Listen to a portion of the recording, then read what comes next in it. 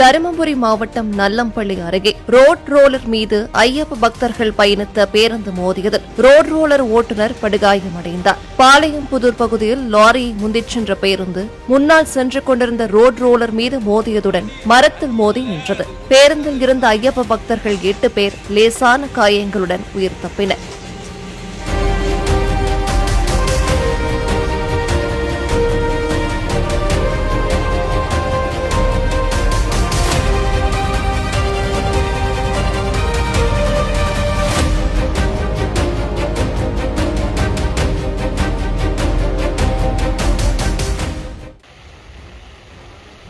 வங்கக்கடலில் புயல் உருவாகும் வாய்ப்பு உள்ளதை தொடர்ந்து